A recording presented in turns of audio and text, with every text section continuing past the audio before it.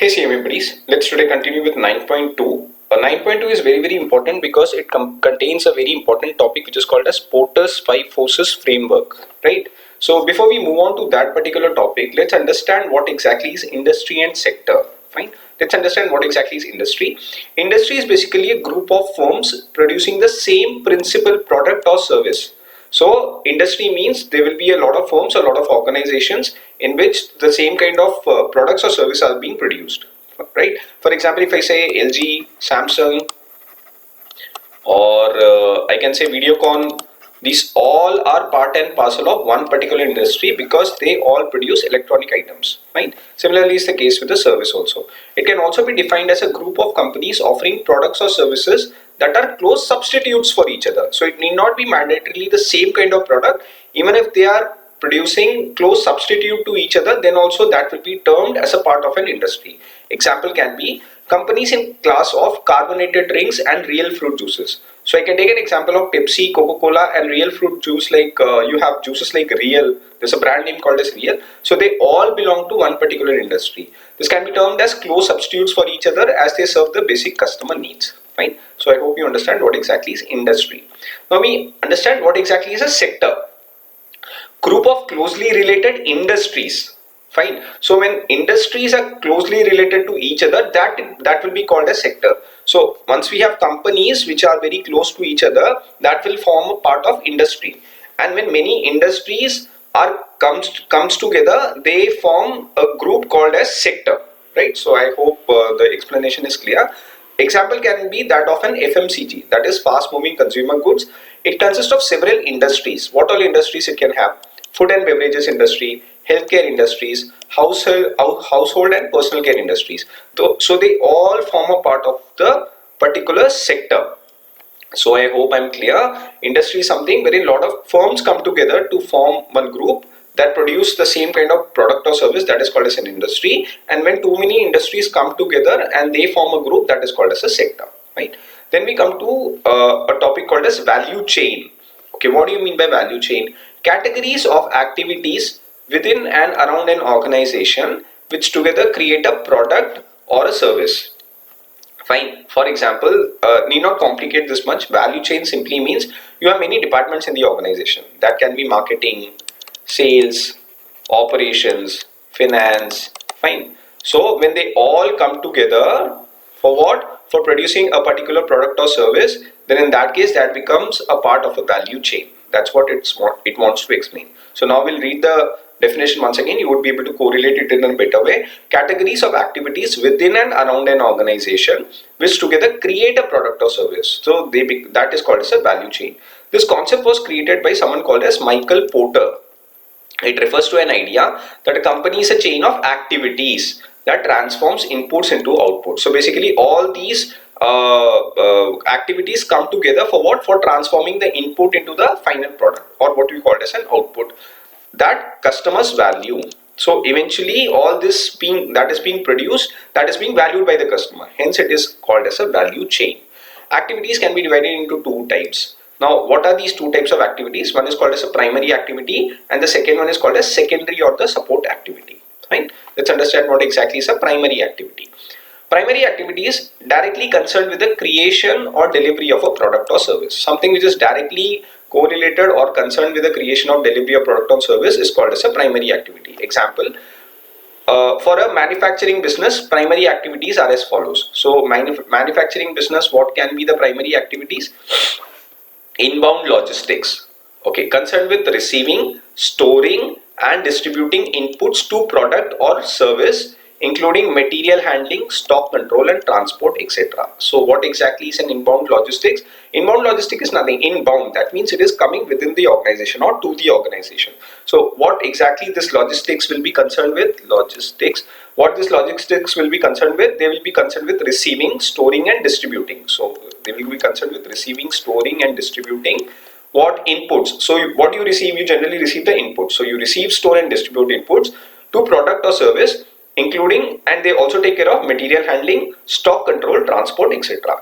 Then operations. Fine. Transform the above inputs into the final product or service. That's what the main purpose of operations department is. This will also include packaging, assembly, testing, etc. Right? Then you come to outbound logistics. So first you had an inbound logistics, then you were into operations. That means the product is converted from input to output, and then you come to outbound logistics. So outbound logistics is collecting, storing and distributing the product to the customer. So once the final product is ready, that will be collected, stored and distributed to the customers. This also includes warehousing, materials handling, distributions, etc. So these are the various departments that will be part and parcel of outbound logistics. After that, what you do marketing and sales of the product. So this means through which consumers are made aware of the product or service and are able to purchase it. So a simple example can be that of an advertisement, right, or door-to-door canvassing. So these are all part of marketing and sales, because that's how you make the customer aware of your product. Fine. It includes sales administration, advertising and selling. As we have already discussed, this will include the administration part, advertising and the selling part. Finally, the service. Once the product is ready, then after sales services have to be catered to them. So includes activities that enhance or maintain the value of product or service, such as installation, repair, training and spares. So this is how the sequence of activities go in primary activities. This is specifically for a manufacturing business. Right? So what are the various steps that are being followed by a manufacturing business with respect to the primary activities? One is inbound logistics, then operations, outbound logistics, marketing and sales and service. Now, when we spoke about value chain, we were supposed to discuss two types of activities. One is primary. Now we come to the supporting activities or the secondary activities. Now it helps to improve the effectiveness or efficiency of primary activities. So something which supports the primary activities will be called as a supporting activities. As simple as that. They eventually will improve the effectiveness or efficiency of primary activities. Following are the supporting activities. What are they? First is procurement. Procurement means what? Buying of goods or services, or buying of inputs rather, I would say, right? Processes to acquire various resources, inputs for primary activities in different parts of organization, right? So first is procurement. Second is technology development. It is concerned directly with product or with processes or with a particular resource. So when we talk about technology related to the product or the services, that will be called as a technological development, and that becomes an integral part of supporting activity. So it is concerned directly with the product or with processes or with a particular resource. Then you have HRM, that is human resource management, concerned with activities involved in recruiting, managing, training, developing and rewarding people or with a particular resource, right? So these all becomes a part and parcel of the supporting activities. And finally you talk about infrastructure, that is formal systems of planning, finance, quality control, information management and structures and routines that are part of organization culture, right? So four things that are very, very important when we talk about supporting activities is, first of all, let's understand what is supporting activities. It improves the effectiveness or efficiency of a primary activity. What are the various steps involved in it? One is procurement, then you talk about technology development, then HRM, that is human resource management, and finally the infrastructure part, right? Okay, now we come to the most important part of the chapter, that is Porter's 5 forces framework. This topic may seem to be a very large topic if you look at the book. I've tried to simplify with as simple language as I could. Fine. So by just reading it, you would be able to understand this topic very easily. So please stay with me till the end of the video, so that you are able to understand. Watching this a couple of times, you would be able to reproduce that in exam with a lot of ease, and I can assure you that, right? So let's move on. What exactly is Porter's 5 forces framework? Now, first of all, let's understand what is the concept all about. It basically helps to identify the sources of competition in an industry or a sector. So primary goal of a Porter's 5 forces is you need to identify the sources of competition in an industry or sector. So if someone asks you how do you identify the competition in an industry or sector, you just need to tell them that you can identify with the help of Porter's 5 forces framework, right? Okay, just before we start with the 5 forces, there are certain things which are very important to understand the framework. First of all, it must be used as a strategic business unit level and not at an organization level. This Porter's 5 forces framework should be used at a strategic business unit level and not at an organization level. Now, the most important thing is we need to understand what exactly is a strategic business unit level. Now, strategic business unit level is a division of a company that focuses on a specific product line or a product category. Fine, I'll write it here. Division of a a company that focuses on a specific product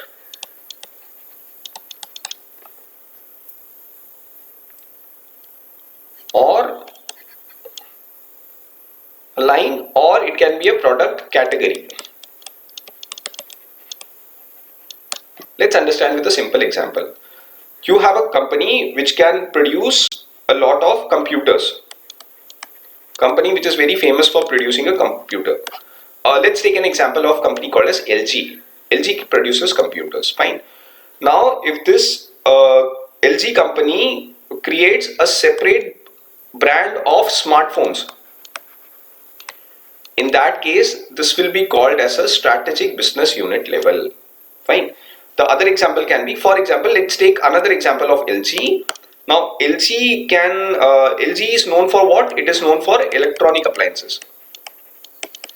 But if the LG company has to define its strategic business unit, then there is a line of business which will produce, say, TV, or they may be producing a sound bar, or they may be producing a home theater system.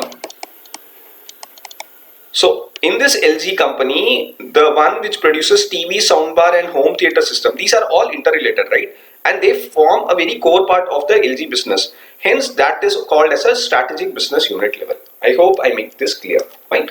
Okay. So the most important part to understand this framework is, first of all, they must be used at strategic business level units. That means it should be used at this level and not at an organization level. That means it should not be used as a whole.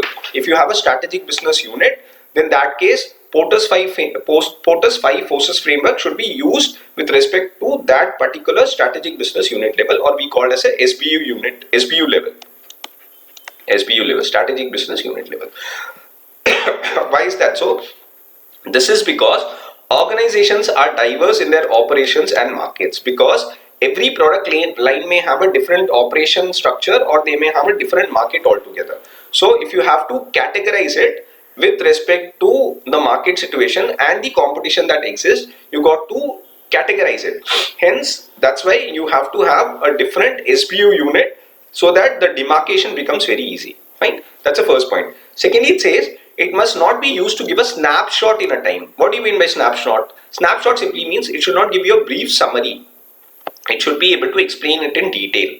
Fine. So that's the second point. Then it says understanding the connections between competitive forces and structural drivers is essential. Okay, you need to understand the difference between understanding the connections between the competitive forces and structural drivers. What exactly is structural driver? Structural driver is nothing but internal or external factors that affects a company's operations, cost and performance. So three things that are being affected. One is company's operation, cost and performance. That is called as internal or external forces that affects the company's operations, cost and performance is basically called as a structural driver. So you're basically a framework, or the Porter's framework should be able to understand the connection between competitive forces and structural drivers. 5 forces are not independent of each other. That means they have a direct correlation. They are not independent. That means that they don't stand on their own. They have to be dependent on each other. And finally, competitive behavior, I'm sorry for the spelling of behavior, competitive behavior may be concerned with disrupting these forces and not simply accommodating them. It's not about you just living with it. Competitive behavior may be concerned with disrupting them. That means one business may be able to eat up the another. Fine. So Porter's framework actually talks about all these 5 points, which are 5 points rather, which are very important to understand. Fine. Okay. Now let's enter the arena of 5 forces. Okay. What is the first force? First force is basically risk of entry by potential competitors. Fine. There are 5 points because it says 5 forces. Now we start with the first one. The first one says risk of entry by potential competitors. Fine.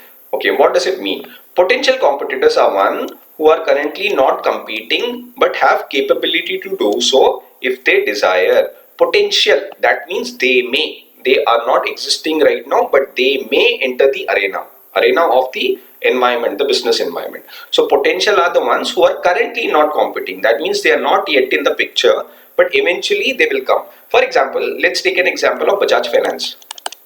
Bajaj Finance is one of the leading NBFCs, right? Non-banking finance corporation. There are some other players. For example, Chola is there, which is already existing. Then you have Shriram Finance. So there are many NBFCs that there are in the picture. But now suddenly you have heard that Geo Finance is going to come, and they are going to enter this NBFC business, right? So they become a potential competitor, fine, because they are going to enter.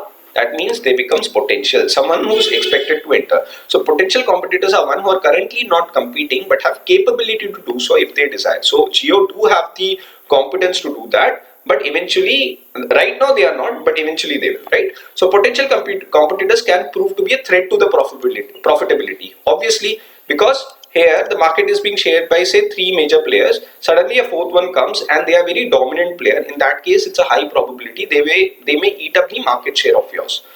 Now, greater the cost the potential competitors have to bear to enter in an industry, greater the barriers to entry. Barriers to entry means not easy to enter an industry for some reasons or the other.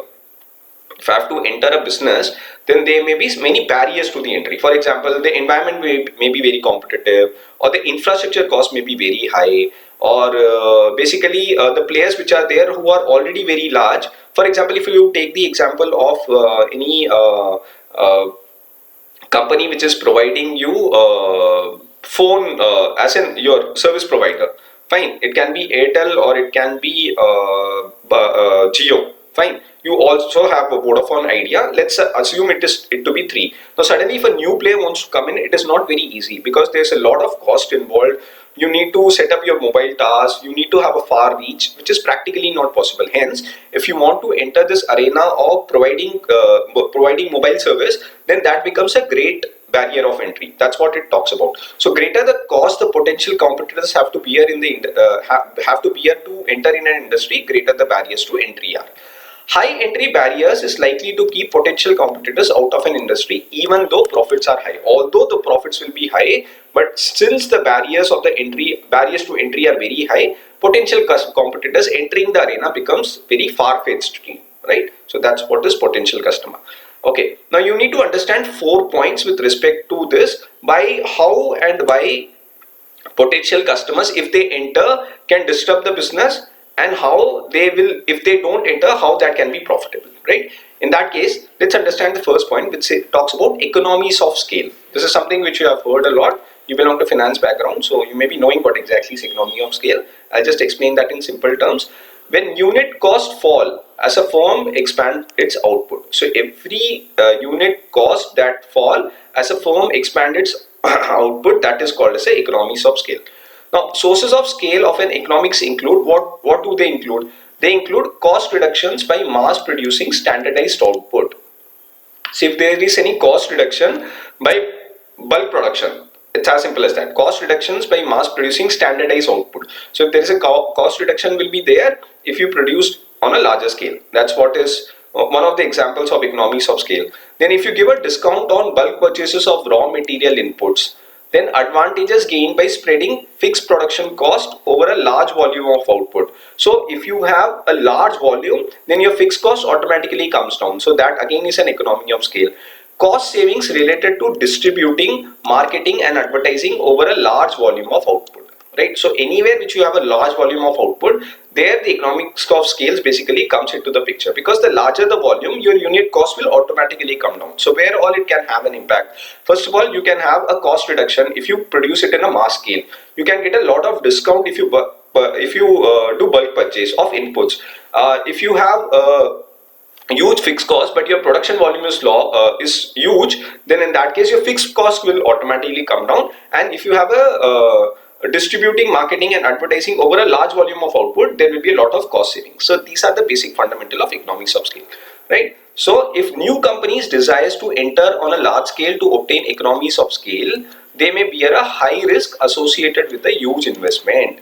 That means if a new entrant wants to come and there is a business which includes a lot of cost in it, then the potential customers are not likely to enter that business easily. So if new company decides to enter on a large scale to obtain economies of scale, they may bear a high risk associated with huge investment.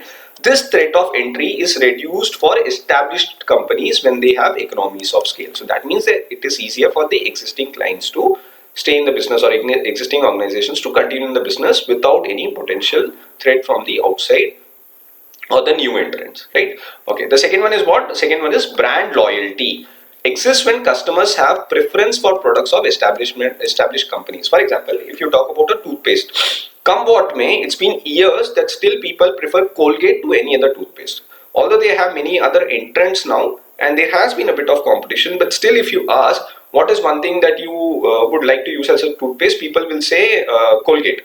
Or if you take an example of adhesive, you always say Pidilite. That's something which is very spontaneous, or which is very natural. People still are reluctant to change to some other adhesive company. They will say Pidilite we will buy, we won't buy anything else. So that's what a brand loyalty is.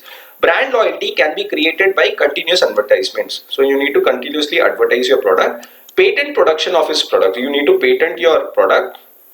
Product innovation through R&D. There has to be a lot of research and development program that has to go through, and exceptional after sales services. So even after selling, you should make sure that your customers are satisfied by giving them a good after sales services. Significant brand loyalty for existing companies can make it difficult for new entrants to take away market share. Right? That is self-explanatory. If you have a good brand loyalty, then in that case, new entrants will find it very difficult to enter your particular line of business.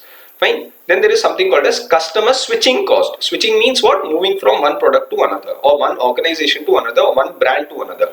Switching costs arise when a customer invests time, energy, and money switching from products offered by an established company to a product offered by a new entrant.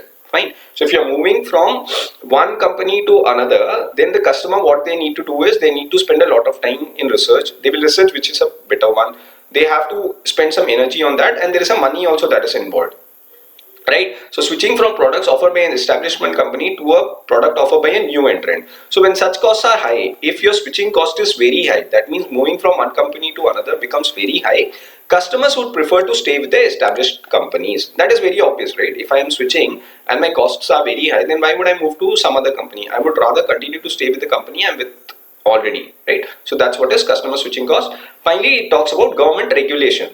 That is one of the major entry barrier. Falling entry barriers due to government deregulation will result in significant new entry. That means if the government deregularizes or it eases any other organization to enter the business line with ease, in that case, that would automatically increase the potential threat of new entrants coming into the market. So let's read this line again. This is one of the major entry barrier. It says, falling entry barriers due to government deregulation will result in significant new entry. Increase in intensity of industry competition. That's very obvious. If government deregularizes, that means there'll be a lot of industry competition and lower industry profit rates. Obviously, if many players are there in the market, your profitability will take a hit. Fine. So this is all about the first force. So first force is risk of entry by potential customers. What are the points that you need to keep in mind? One is economies of scale, brand loyalty, customer switching cost, and finally you talk about government regulation. Okay, second force, the biggest of all the forces. It would look to be a very large topic for you, or large subtopic to you rather, but stay with me. I've tried to simplify the language as easy as I can. You can read it twice and you would be able to write it in your own words, right? The second one is all about rivalry among established companies. That means first was if your new entrant is coming, how that would have an impact on the existing organization. The second force talks about rivalry among established companies, the companies which are already there, and there is a rivalry or competitive environment among them. That's what is the second force talks about. It says rivalry here refers to competitive struggle between companies within an industry to gain a market share. So the already existing market players want to gain more of a market share. That rivalry, the second force basically talks about. Simple example, Airtel and Jio. Now Airtel and Jio are basically competing with each other so badly because they want to get a bigger market share, because there are no other players other very established players in the market. One is Vodafone, but Vodafone doesn't have much of an impact. So Airtel and Jio are fighting with each other to gain more of a market share. It can be fought using price, product design, advertising spending, direct selling efforts, and after sales services. So these are some of the factors through which they can try to gain more of a market share. That can be by using price, product design, advertising spending, direct selling efforts, and after sales services. As intense rivalry lowers prices, if the rivalry is very high, what they would do, they would cut down the prices to gain more market share. For example, when Jio entered the market, they were giving everything for free. So what happened was many people or many clients or many subscribers of Airtel basically switched to Jio, right? So that's what it talks about. As intense rivalry lowers prices and raises costs, it reduces the profit of the industry. What this would do is this will eventually take a hit on the industry profitability of the industry. Alternatively, if the rivalry is less, companies have more opportunities to raise the prices or reduce spending on non-price competitive strategies, right? So basically, if the rivalry is less, as in they are not fighting because the demand is very high, in that case, they will have more opportunities to raise the price or reduce spending on what? On non-price competitive strategies, eventually leading to higher profits for the industry. Okay, with reference to this, that is the second force. There are four factors that have major impact on the intensity of rivalry among established companies within an industry. Fine. Okay, let's understand what are these four competitive factors. One is industry competitive structure. Okay, now this refers to number and size distribution of a companies in an industry. So what is this all about? When we talk about industry competitive structure, it refers to the number and size distribution of companies and industry. As in, we need to know how many companies are there in the industry and what is their size distribution. So basically, industry competitive structure is based on these two aspects.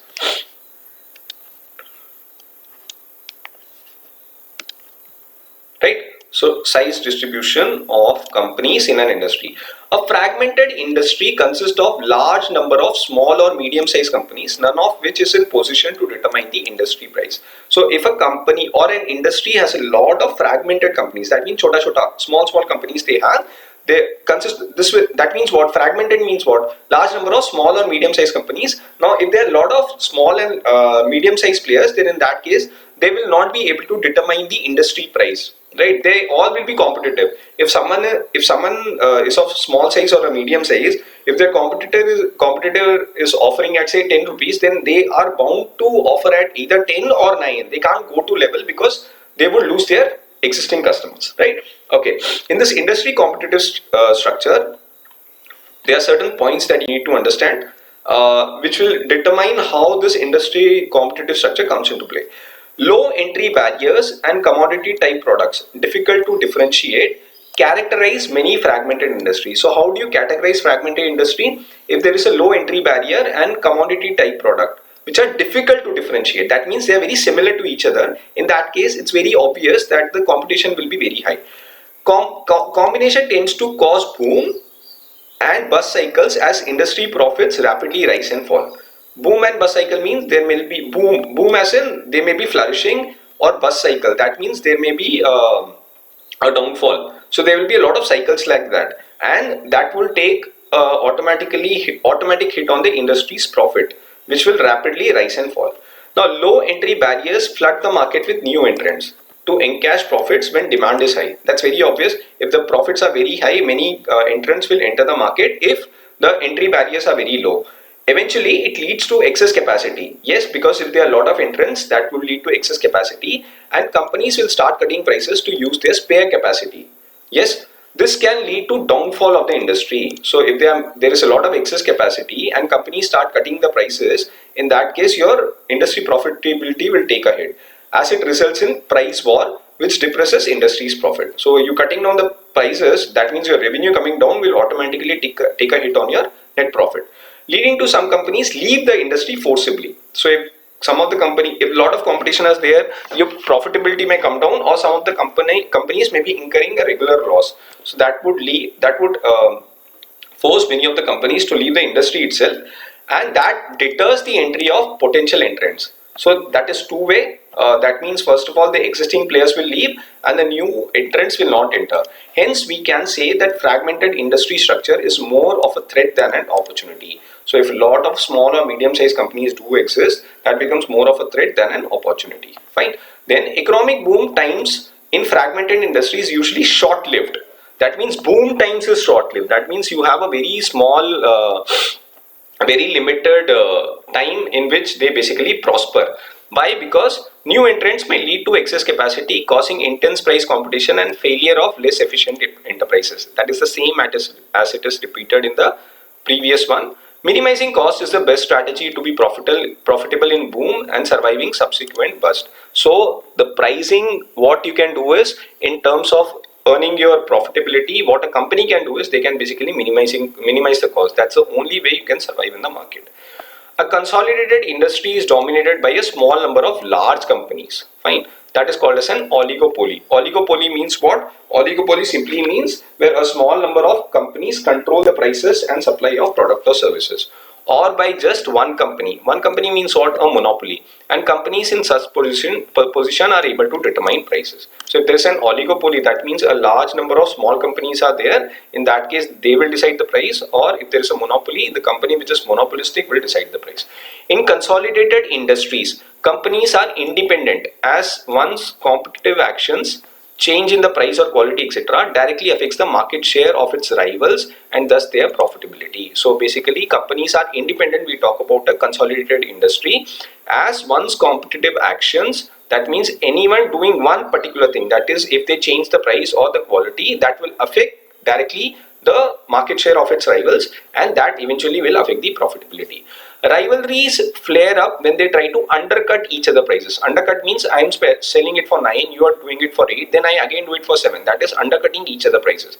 Companies in such cases reduce this threat by following the prices set by the dominant company in the industry. That means there will be one big large player.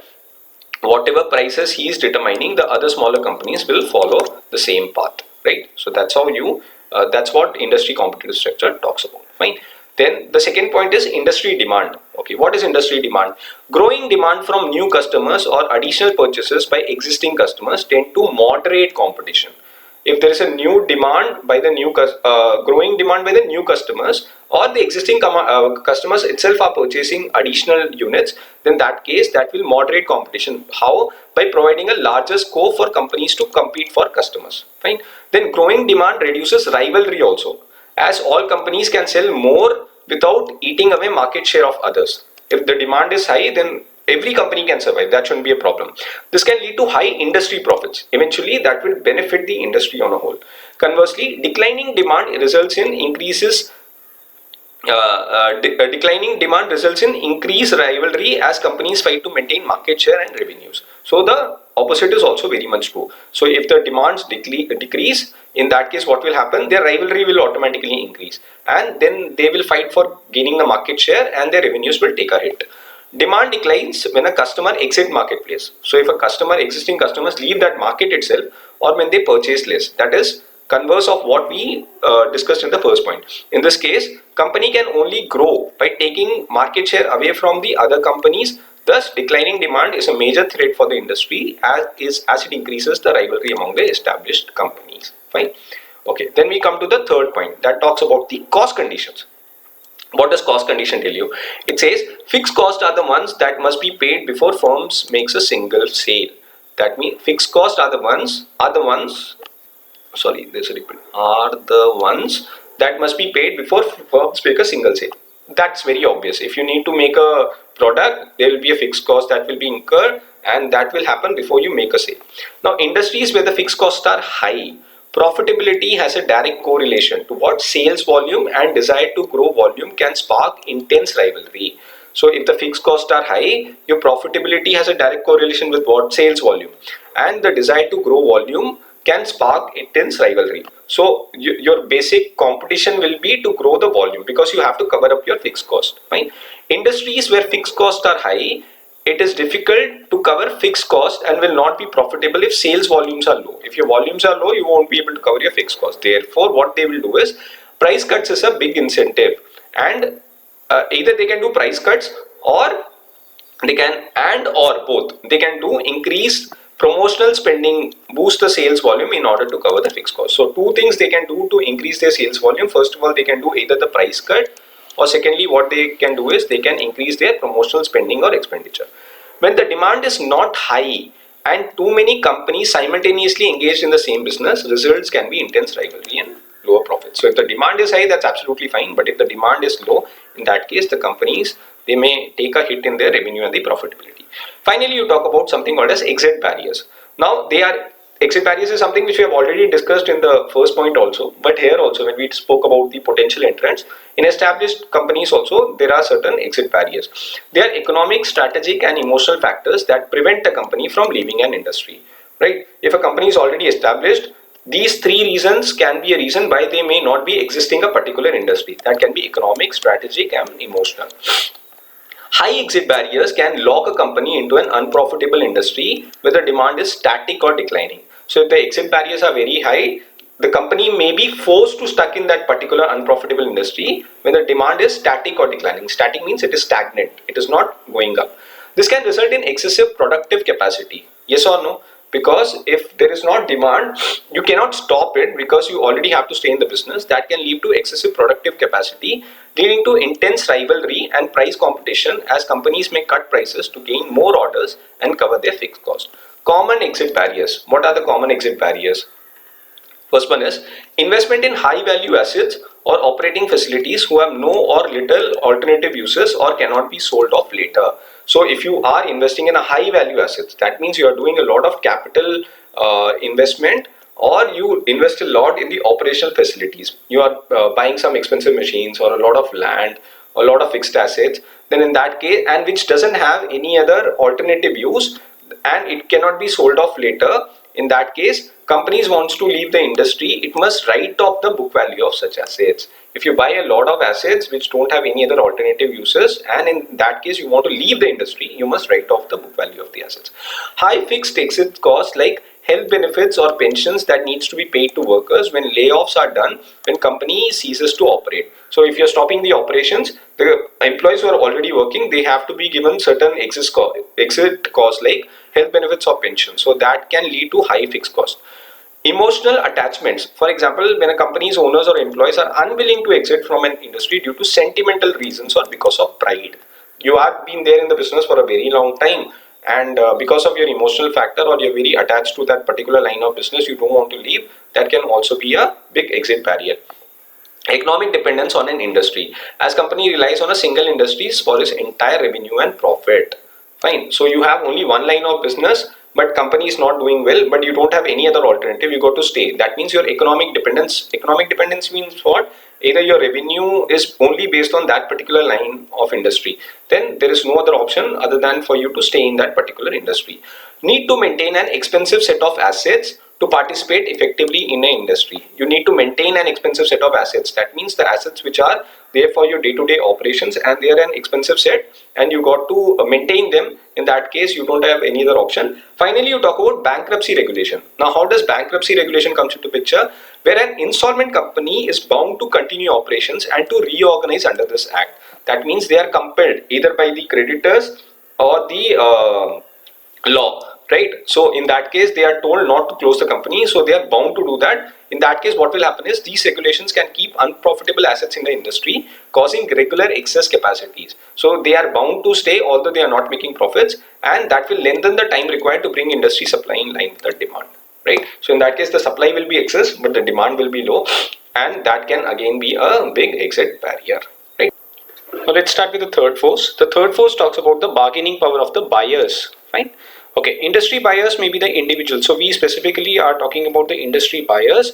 Industry buyers are the ones which is basically being referred to the individuals who are the end users, or normally whom we call as customers are the industry buyers, or they can be companies distributing product to the end users, that is the retailers or the wholesalers. So that's how we describe a buyer. So buyers are basically the individuals, that is the customers, or you can say wholesalers or the retailers. Ability of buyers to bargain down the prices charged by the companies in the industry, or raising the cost of companies by demanding better quality a better product quality or service is the bargaining power of buyers. So what do you mean by bargaining power of buyers, which is the third force? It is basically the ability of buyers. That means buyers are able to bargain down the prices. That means they are able to negotiate the price and bring down the prices that are being charged by the companies of the industry, or raising the cost of the company.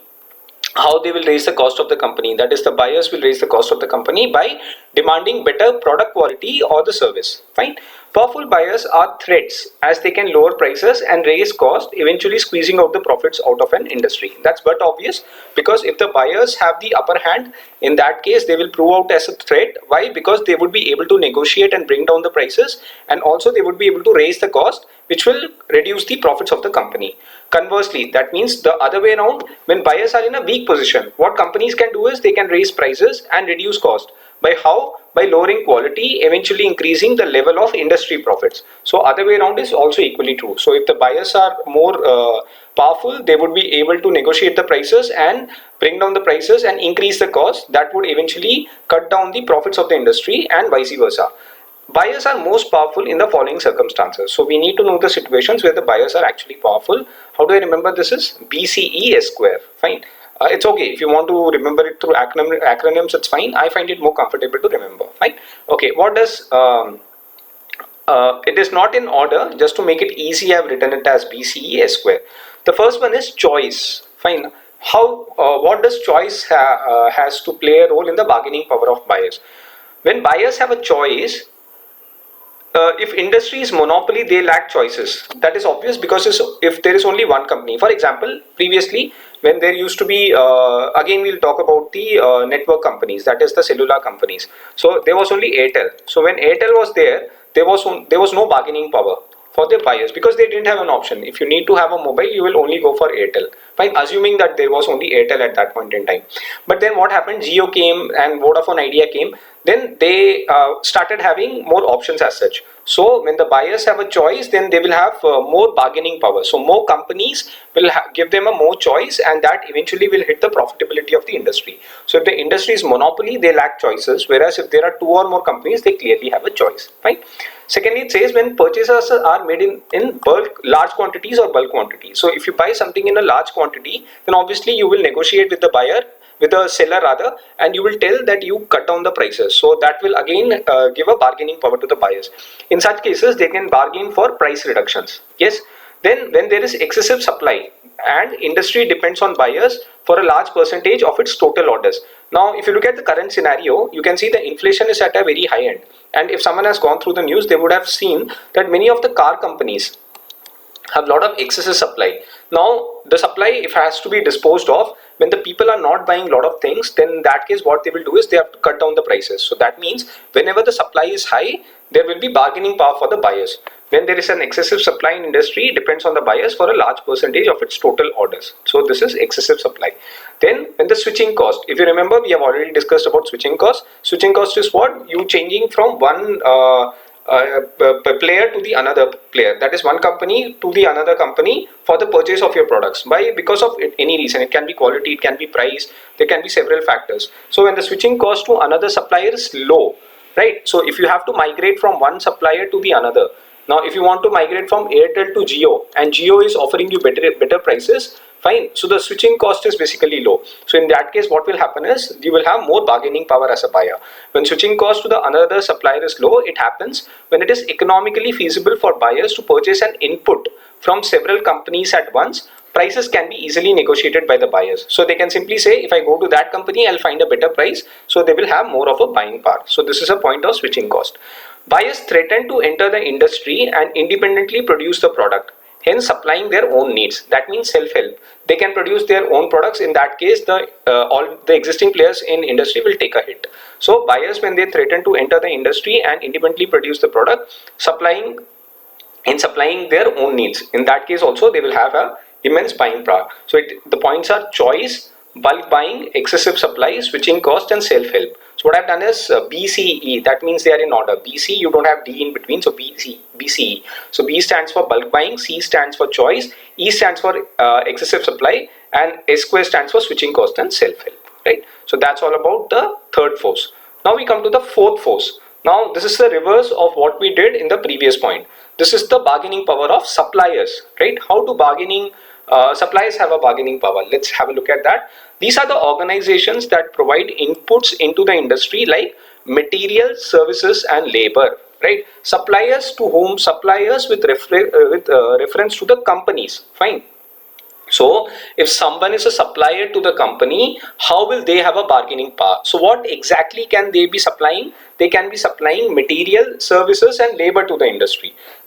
Supply labor contracts. You would have heard about contractual labors. For example, if you have security services in many companies, especially banks, if you just look at the ATMs, there will be many watchmen that will be sitting. So they all come under a contract labor.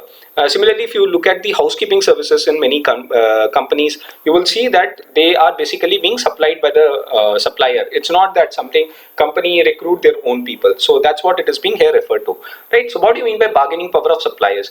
Bargaining power of suppliers refers to ability of suppliers to raise input prices. Fine. So if a supplier has a bargaining power, then what they can do is they can basically raise the input prices or to raise the cost of the industry, example, by providing poor quality inputs or poor service. When they know that there is a high demand for a particular supply, then what they can do is they can raise the cost. How can they raise the cost? By even giving poor quality inputs or poor service. That is the bargaining power of suppliers. Powerful suppliers are a threat to industry as they can squeeze profits by raising the cost of the companies in the industry. That's but obvious. If the suppliers are strong, they have the power to reduce the profits of the profitability of the company. How? By raising their cost. Now, conversely, it is also true. If suppliers are weak, companies have the opportunities to force down the input prices and demand higher quality inputs. Fine. So if there are a lot of suppliers in the market, then what the companies can do is that they can force to bring down the input prices. So the companies can negotiate from their end and they can demand a higher quality input. Suppliers are powerful in following situations. Which are the situations in which the suppliers are powerful? In the last point, we saw that how the buyers are powerful. Now we would be looking at how suppliers are powerful. Products supplied by the sellers have fewer substitutes and is vital to the companies in an industry, right? So if the products that they are supplying, for example, they are if it's an automobile industry and they are say they are producing disc brakes, there are only few companies that can actually produce disc brake. There is no alternative to disc brake. It's just for an example purpose. Then you would see, you can say that the supplier specifically towards that automobile company has a bargaining power, right? So in such a cases, it is assumed that they are more powerful in the situation, so they can demand a higher cost, which eventually will hit the profitability of the company. Profits from the company in a specific industry is not significant for the supplier. That is, industry is not an important customer to the supplier. There may be situation wherein the products or something which is being supplied to a particular company in an industry, that industry, there may be better industries than this industry. For example, there are two industries, say industry 1 and industry 2, and there is a supplier, right? There's a common supplier. Now, supplier 2 earns a lot of profit from this industry, but one also requires product from this particular supplier only. They don't have an alternative. There is something which he produces which is unique that industry 1 requires. Now, his profitability is not much dependent on this particular sales to this particular industry, but to number 2. In that case, what he can do is he can charge whatever he wants and they will be compelled to buy from this particular supplier. So that's what the point is referring to. So profits from companies in a specific industry is not significant for suppliers. That is, industry is not an important customer to the suppliers. Fine. Then you talk about the switching cost again. Switching cost for a company would be significant if they move to different supplier. So how significant cost can have an impact on the bargaining power of supplier? If the switching cost is high, the supplier knows that if they switch from our company to the other company, then there will be a lot of cost that will be involved. So in that case, what buyer will be compelled to do is he would be forced to stay with the existing supplier itself. So in that case, again, he will be having an added advantage, maybe because supplier's product is unique or different. That's what we were talking about. In such cases, companies over dependent on a particular supplier and cannot pit suppliers against each other to reduce prices. So you cannot say I'll go to that supplier and I would be able to negotiate price. No, because the supplier's product is unique and he carries some kind of quality or some kind of uniqueness in the market, in that case it's very difficult for buyer to switch over from this supplier to the other ones, right? So that's how also he will have an added advantage. Suppliers may threaten to enter customers industry and produce products that compete directly to the already existing companies. Now, for example, this automobile parts that we were talking about, if they themselves say we need not supply you, we ourselves will go and produce car, in that case this company will itself become a threat for this company, right? In that case again the bargaining power of the suppliers will be very high. Companies can't threaten to enter supplies industry and make their own inputs as a measure to lower the price of inputs. Now this is the reverse of what we discussed here. That means this car company cannot enter the automobile manufacturing spares company. That means they cannot produce disc brakes, so they can never have they can't threaten them that they will lower their profitability, or they would start producing their products. In that case what companies don't have an advantage of entering the supplier industry and make their own input, so again there will be bargaining power of suppliers. Fine, we'll discuss this, we'll just revise it quickly. First of all, there are very few substitutes which are there in the market of a particular company, that is the supplier. In that case it's not possible for you to reduce or to get away from that supplier, so again that will give them a bargaining power.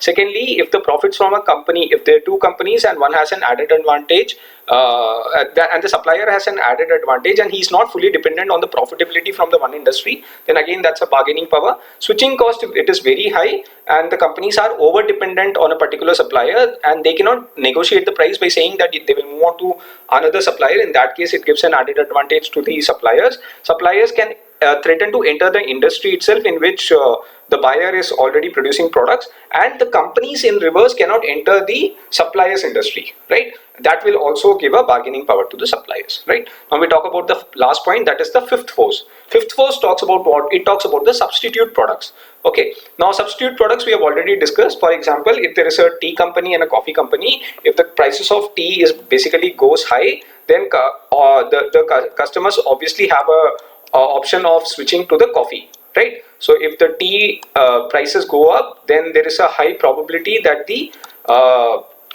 end consumers can basically enter the coffee industry. So that's the substitute, because coffee is a substitute of the tea. So this post talks about threat of substitute products. Products of different business or industries that can satisfy similar customer needs, right? Tea or coffee.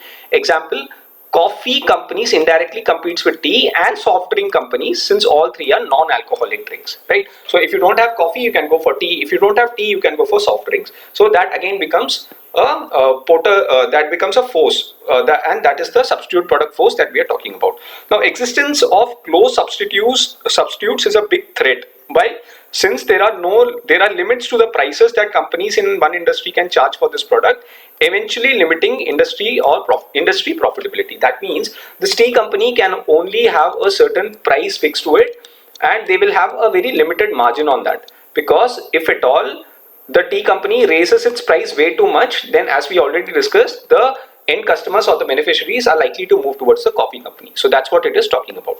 If industry products have few close substitutes, then the companies in the industry have the opportunity to raise prices and earn additional profits, right? So if they don't have any kind of substitutes, then obviously that gives them an added advantage. The buyers don't have an option other than to stay with the existing company itself. So that's what it is referring to. So this is all about the substitute products. Now, other than these five forces that we have discussed, we'll just quickly revise. We'll just look at the points, or rather revise only the 5 forces that we have spoken till now. First one is, this is something given in the chart also, but we will just revise the way we have learned it. First is risk of entry by potential competitors. Fine. The second one is what? Second one is rivalry among established companies, right? Then the third one is what? Third one basically talks about the bargaining power of buyers. Fine. The fourth one is what? Fourth one is the bargaining power of suppliers. And the fifth one is what? Fifth one basically talks about the substitute products, right? Now, other than this, there is one more force, but that is not counted in this fifth force. But there is a person called as Andrew Grove. He said that even complementers are basically a kind of this framework. That is the Porter's 5 forces framework. it's not a part of the Porter's five forces framework, but this is also a force, right? So as per Andrew Grove, former Intel CEO, both substitutes and complements influence demand in an industry. So he says that it's not only the substitutes that basically are basically a force, even complementers are that way. He felt Porter five forces ignored a sixth force, that is power, vigor, and competence of complementers. So three things in complements are very, very important. One is power, vigor, and competence. Now we need to understand what exactly are complementers. Fine. Complementers are companies that sell products that add value to the products of a company in an industry, because when they are used together, they satisfy customer demands in a better way. Complementers are what? It basically are an item. For example, there is an item A, right? Now, without the item B, the value of A will not be that significant, right? Simple example of same can be, you buy a bread, fine. Now, without butter or jam, fine. If you have to eat it bland without applying any of these, then its effect is not up to the mark. That means it doesn't have that power, vigor, and competence. So the butter and jam becomes the complementers of bread. With respect to the industry, what we can understand is, we'll look at an example. The complementers of a PC industry, that is a personal computer industry, are the software applications. So you simply buying a personal computer is not sufficient. You need to have a software in that. Right? Microsoft, what we talk about, the Windows. Without Windows, if you simply buy a PC, then maybe you will be operating DOS or something. If you remember if you would have known, or you can ask your elder siblings or your parents, you would know that initially using a system was not that fun, because you never used to have some kind of applications in that. Because high quality software applications, the greater the value of PC, resulting in better demand of PC and increased profitability of the industry. So if your software is good with respect to the PC, that would basically give you a better experience, and at the same time you can charge them a better price. Eventually that would increase the profitability of the industry. That's what the complementers is all about, right? With this, we finish the Porter's five forces of framework plus one, that is complementers, right? Now we come to something called as VRIO framework. This is the last part of the chapter that we'll be talking. I know it's a bit lengthier chapter, but I've tried to simplify as much as I could. So you can basically learn it in breaks so that it's more easier for you. VRIO framework is basically given by a person called as Barney. Fine. It says that it helps an organization to evaluate its competencies with the help of following questions. Okay, competencies. What do you mean by competencies? I'll explain you in detail. But Barney says that if you follow the VRIO framework, it basically helps an organization to evaluate its competencies with the following questions. Now, what does VRIO stands for? V stands for value, R stands for rareness, I stands for imitability, and 4 stands for organization. Okay, let's understand the points one by one. The first one is value. Value basically questions. What kind of questions it asks? It says questions whether firms' competencies provide customer value and competitive advantage or not. Fine. So what do you mean by a competitive advantage? Competitive advantage simply means factor that allows a business to produce goods or services better or more cheaply than competitors, right? Competitive advantage means what? With respect to your competitors, something you provide which is better than the competitiveness that is existing in the market, right? Now it basically, so what does value do? Value basically questions whether the firm competencies to provide customer value and competitive advantage or not, right? So whether the company or the organization has the competency, that means does it has a skill set to provide the end customers some kind of value or some kind of competitive advantage, right? Threshold competencies help only in the existence of the business and do not provide any competitive advantage. What do you mean by threshold competencies? Threshold competencies simply means any kind of basic skills, knowledge, and traits that are needed to perform a job. So if you have only basic skills, knowledge, or any kind of traits, that's not sufficient for you to have a competitive advantage. Competitive advantage basically comes from core competencies. What do you mean by core competencies? Core competency simply means skills, products, and services that give a business an advantage over its competitors. I hope you understand this point. So in this point, you just need to understand what does value is. What value is basically asking you a question. What kind of question does it ask? It asks you whether the firm competencies provide any kind of value to the customer or any competitive advantage.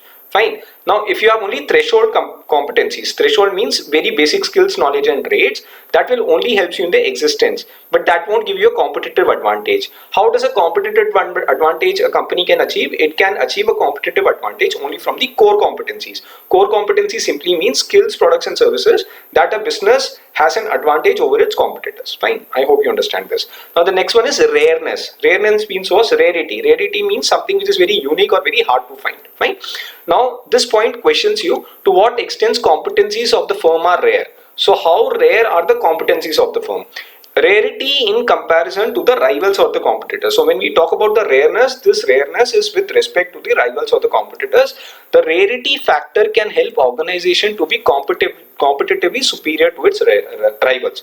So if you have a rareness quality in you, that means you will have an added advantage over your rivals. That's what it talks about. Then you talk about imitability. Imitability means simply, it means copying, whether you are able to copy something or not. So imitability, literal meaning is basically copying something. Durability of a competitive advantage depends on the barriers to imitation. So if someone is not able to imitate you, that means you have a competitive advantage. That's very obvious. You produce your product and you are the only one who can produce that product, or maybe there are only a couple of players more who can produce that product. In that case, you automatically get the competitive advantage. That's what it talks about. The greater the barrier, more durable the competitive advantage. Obvious, if the barriers to imitations are very low, that means rather the barrier to imitations are high. I'm sorry, if the barrier to imitations are very high, then it's not easy for someone to copy or imitate your product or the services also. Tangible resources are easy to imitate than the intangible ones, such as reputation, capabilities, technology, etc. So something which is, for example, if you're producing a machine, now this machine someone can buy, they can break it down and they can know exactly how you're producing that machine, right? But if you have a service which is basically very, so that becomes a tangible thing, fine, because machine is a tangible stuff. But if you talk about something which is intangible and you have something which is very unique and it cannot, there are barriers to the imitability, for example, your reputation or the capabilities or technology, in that case you have an added advantage. So that's what imitability talks about. Finally, O stands for what? O stands for organization. It says level at which a firm is organized to utilize its resources. So how efficiently a firm can basically utilize its resources, this point of organization talks about that. A firm where employees can take more risk, bring innovation and are rewarded, generally utilizes its resources in a better way. So three things: one, if they are able to take more risk, if they bring more innovation, and if they are rewarded aptly, that means they are rewarded rightly or effectively. In that case, those organization, such kind of organization will be able to produce their resources in a better way. Organized structure is a fundamental to the optimum utilization of resources. So if you have a very organized structure, that will automatically give you an opportunity to use the resources of the organization properly, right? So with this we finish module number 9.2, right? And this is one of the biggest chapter. I know it has been very long, but then I guess if you just have a look at that, I've tried to simplify the language as much as I could as compared to the book language that you have, right? So if you like this content, please make sure that you subscribe to this channel. Please press the like button and do share with your friends so that even they are benefited from such kind of videos. Do comment if there is any thing that you want to discuss more with respect to strategic management, right? Thank you for joining and happy learning.